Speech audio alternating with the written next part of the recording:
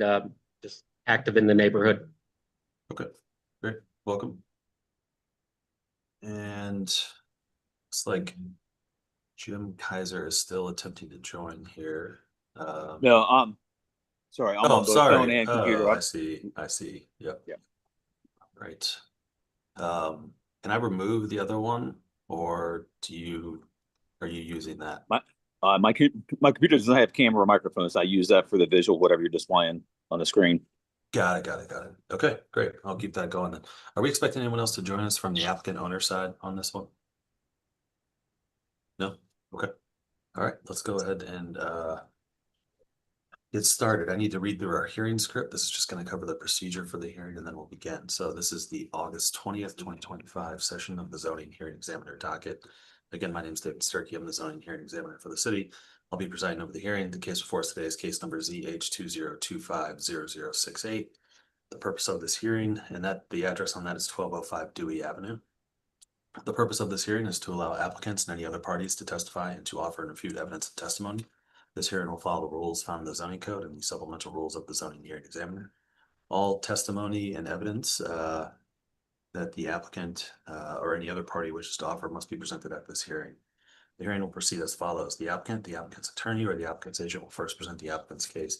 For our purposes here today, Mr. Kaiser, Keys, and Bresser, I'll give each of you an opportunity to tell me about the project, what exactly it is that you're proposing, the relief that you're requesting in order to complete the project, and then of course why you think that relief is appropriate and why it should be approved. One of you can speak, all of you can speak. It's really up to you how you want to weigh your presentation. I'll then move to members of the public to provide any testimony after the applicant has presented its case. I'll move on to Ms. Meehan from the planning department and allow her to provide any testimony in addition to her staff report. In the event that any party testifies or offers argument in opposition to this application, the applicant will have an opportunity to respond to that testimony offered in opposition. And then finally, the applicant will have an opportunity to make closing statements. After all presentations have been made, I will close the hearing. Decisions may be expected within 2 weeks. I may limit or exclude any testimony that I deem irrelevant or outside the scope of the application being considered. I may interrupt any speaker to ask questions or make any comments. In the event of any technical difficulties with the Zoom technology, I'll do my best to troubleshoot those issues on the fly. But to the extent there's some defect that prevents us from meaningfully going forward with this hearing, I may continue or postpone the hearing at my discretion. All right. The last thing I need to do is just swear in all of our witnesses. So if you intend on providing any testimony here today, asking any questions, making any comments, really doing anything other than just strictly observing, then the zoning code requires that I swear you in. So if that's you, I'm going to collectively swear all of those people in here at once. So if you could raise your right hand and answer out loud. Do you swear or affirm that the testimony you shall provide will be the truth, the whole truth, and nothing but the truth? I do. Yeah. Okay. We do. Mr. Bresser, if you could just unmute, restate that for me. Thanks. I do. Okay, great. All right, appreciate it. Who will be taking the lead for us here today on the applicant's presentation? Nick, can you? Yeah, that's fine. I didn't want to step on toes. Yeah, so I'll take the lead on this, and let me know if you'd like me to share screen for the written decision, the staff report. I can do that if that helps. If you think it'll be helpful for everyone to see that while you're speaking, please feel free to share.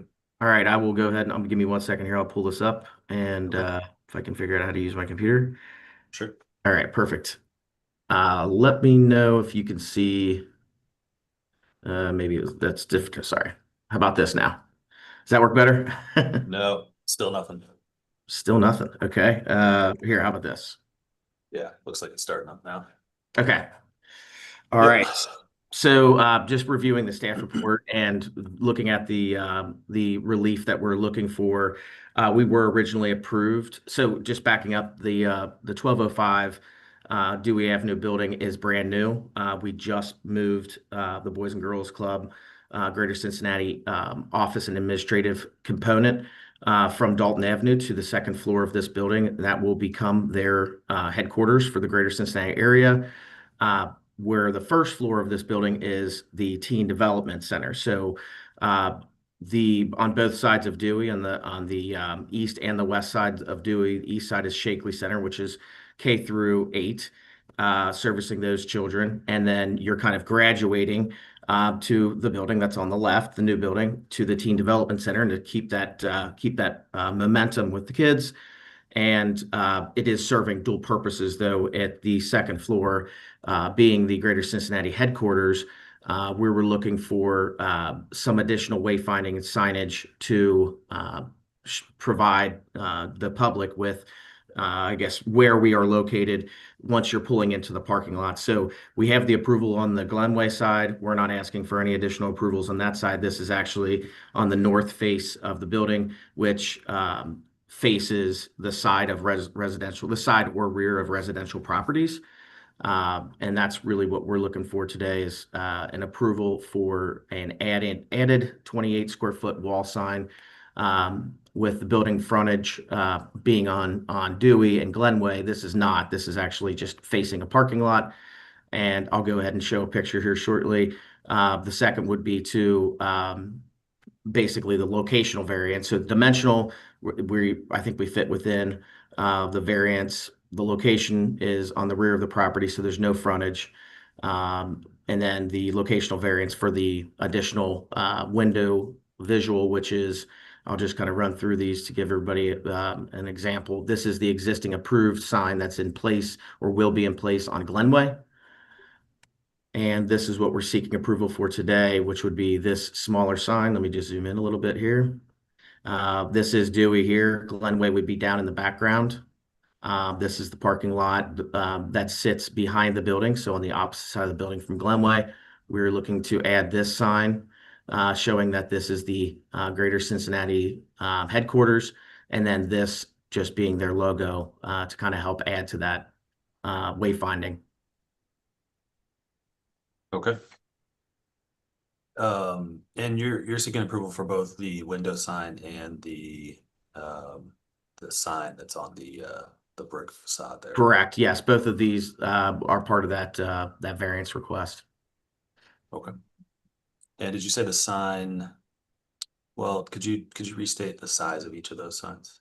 Yes. Give me 1 second here. So the proposed sign that would be going on the brick face below the second floor windows would be 15 foot 3 inches wide by 1 foot 10 inches high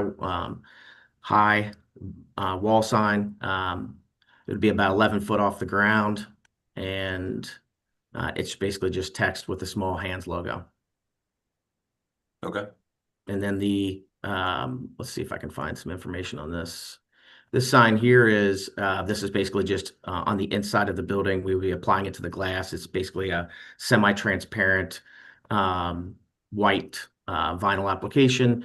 And it'd be 9 foot 10 by wide by 6 foot high vinyl logo. And it would be about 3 foot 6 above the second floor level, finished floor level, which would be roughly about 14.5 feet off the ground. Okay, great. Are these going to be illuminated either internally No. or externally? Okay. No, I mean there definitely is some exterior lighting, but really there's really no lighting that would be shining up on or down on this. There's just exterior safety lighting and wall washing. Okay. Yeah. All right. Anything else you'd like to tell me about this project?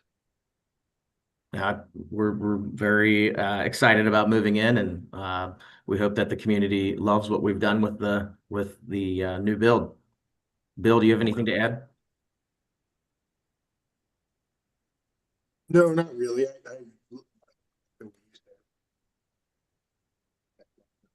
Mr. Bresser, I'm sorry, I'm having a little trouble hearing you. No, you were off mute. Maybe just talk closer to the microphone. Yeah. Can you hear me now? A little bit better, but it's a little spotty.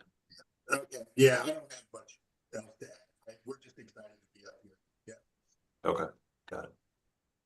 Mr. Keys, could you tell me a little bit more about why the non-street frontage signage you believe is necessary for wayfinding?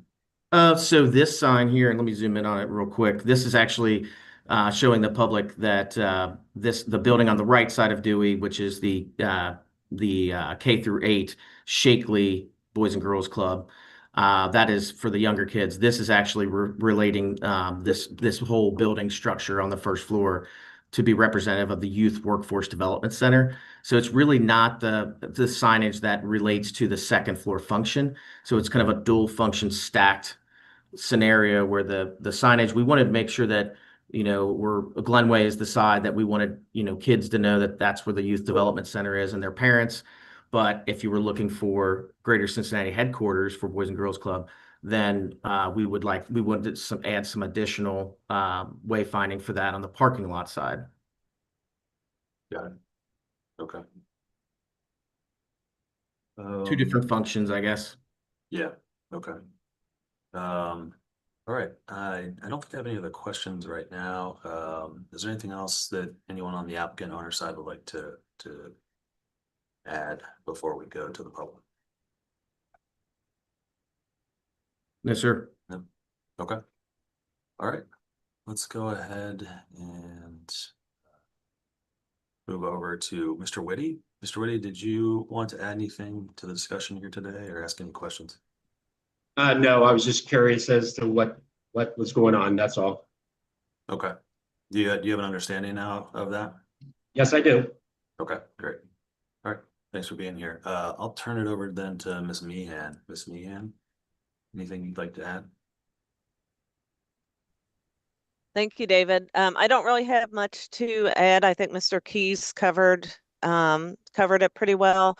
I would just note that window sign on the second floor level of the north side of the building needs relief because window signs typically are not permitted in a second floor window. So they need relief for the location. The size of the sign is compliant. Window signs cannot take up more than 20% of a window surface. And when we looked at the dimensions, obviously it's more of a logo and not so much of it is still considered a sign, but it's a logo. But because of the nature of the sign, it does not take up more than 20% of the window surface. So it would be compliant for that. And then for the wall sign, it also would be compliant in size. It's just more that it's not permitted on a side of the building without frontage. But staff does find that these signs are appropriate. They're modest in size, and staff recommends approval. Okay. Thank you. Ms. Meehan, so to be clear, the window sign is the relief required is not due to the non-front street frontage. It's due to the fact that it's on the second floor, not the first floor. It's because it is on the second floor. Yes. So if it was on the first floor, in other words, if it was on the first floor, it'd be permitted by right. Is that true? Yes. Okay. Okay, great. Thanks. All right. Thank you for your staff report and your testimony here. Turn it back to Mr. Keys. Mr. Keys, anything you want to say in response to any of Ms. Meehan's comments or anything else in closing or otherwise before we adjourn? No, I think this is great. We're hoping to get approved. Okay. Yeah, let's leave it at that then. I have had a chance to review the application materials here and the staff report. Based on that, based on the testimony that I've heard here today, I agree with the applicants and with the staff that it would be impractical to strictly enforce the zoning code of this application. Based on that, I am going to approve the requested relief. I need to formalize that approval in a written decision. I mentioned at the beginning that typically takes about 2 weeks. I'll do everything I can to get that to you as quickly as possible. As soon as I finish that decision, I'll put it into a PDF and I'll email it to everybody in the hearing here today. So you all will have a copy of that really just moments after it's complete. As soon as you have that, Ms. Meehan can approve the zoning permitting on her end and you all can take the next steps. Any questions about any of that? Okay. Thank you. Great. All right, great. Well, good luck with the project. Thank you again for your time, your testimony here today. Hope you have